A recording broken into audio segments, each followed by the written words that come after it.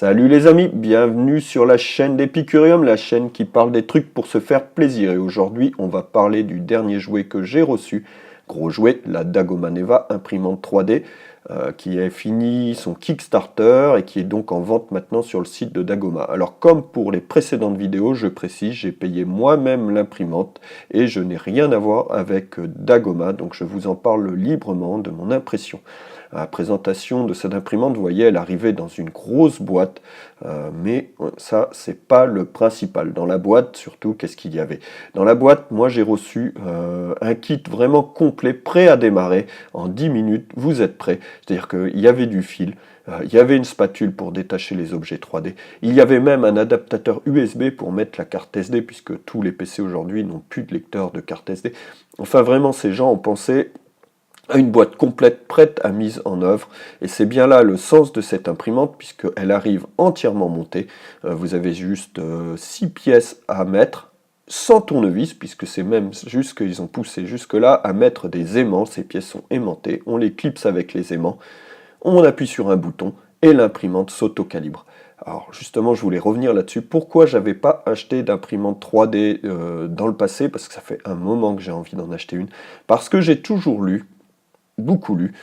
Je ne sais pas si c'est la première à faire ça ou pas, mais moi je n'en avais pas repéré précédemment, qu'il fallait assembler les imprimantes et les autocalibrer, et que c'était galère et que les gens n'arrivaient pas forcément à bien les autocalibrer, rentraient dans des galères, et les objets qui étaient fabriqués après n'étaient pas forcément à la hauteur des espérances.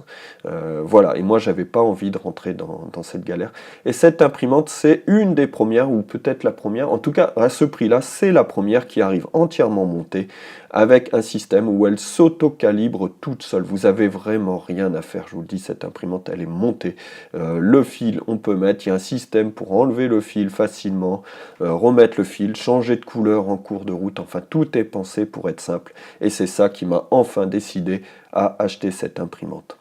Alors, comme je vous l'ai dit, l'utilisation de l'imprimante est très simple dans son montage, mais qu'est-ce qu'il en est des logiciels et du premier objet que vous voulez imprimer? Moi, j'ai réussi à imprimer un objet après avoir ouvert le carton en moins d'une heure. J'avais imprimé mon premier objet.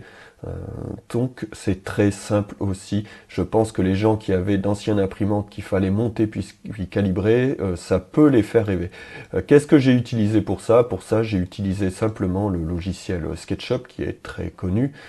Pourquoi j'ai utilisé SketchUp? Parce que c'est un logiciel qui est très simple à mettre en œuvre. Voilà. La vidéo, c'est pas sur SketchUp, mais c'est pour vous dire que j'ai utilisé SketchUp. Le seul truc qu'il faut, c'est charger le petit module en plus qui n'est pas par défaut l'export STL, puisque l'imprimante utilise le format STL qui devient un format assez courant pour les imprimantes 3D.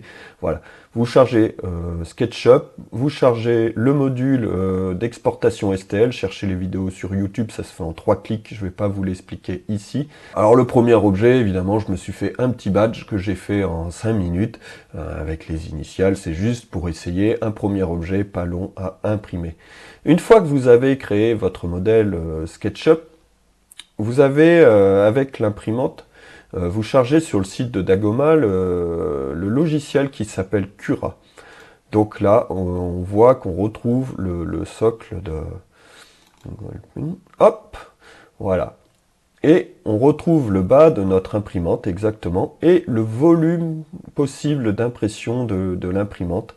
Et vous voyez mon modèle que je viens de créer sous SketchUp, il est tout simplement ici, et je peux même régler la taille si je veux de l'objet puisqu'il est rond.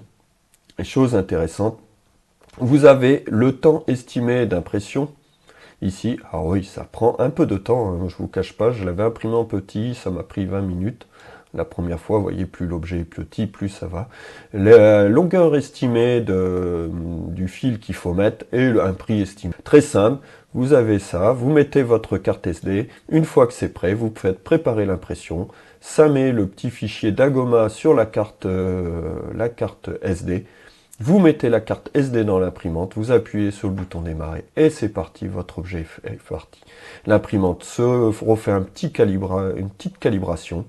Et tout se fait automatiquement, voilà tout ce que vous avez à faire. Alors l'imprimante, en plus de cela, Elle est belle, moi je la trouve assez belle, alors pas au point de la mettre au milieu de mon salon, mais elle est belle, dans un bureau, elle va pas dépareiller, un bureau un peu geek, elle est agréable à voir fonctionner, c'est assez hypnotique de voir ces trois bras bouger et créer en réel l'objet qu'on a créé en 3D. Les enfants se mettent autour, là, sur 20 minutes, à regarder le badge qu'ils viennent de créer dans SketchUp, et voir ce badge en train de se créer avec ses bras qui bougent dans tous les sens, c'est hypnotique, je vous le dis.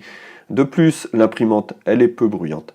Dans les défauts que je lui trouve, c'est peut-être un peu long, un simple petit badge, c'est déjà 20 bonnes minutes, et dès qu'on met un modèle un petit peu plus grand, on voit que ça monte vite, ça va se compter en heures.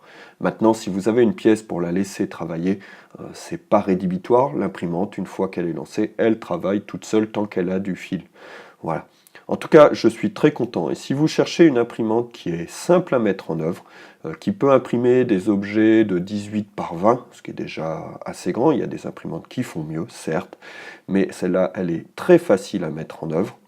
On peut changer le fil en cours de route, c'est pas forcément possible avec toutes.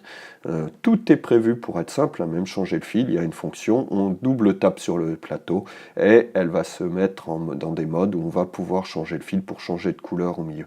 Voilà, il ne reste plus qu'à faire fonctionner l'imaginaire. C'est une très bonne imprimante, j'en suis très content.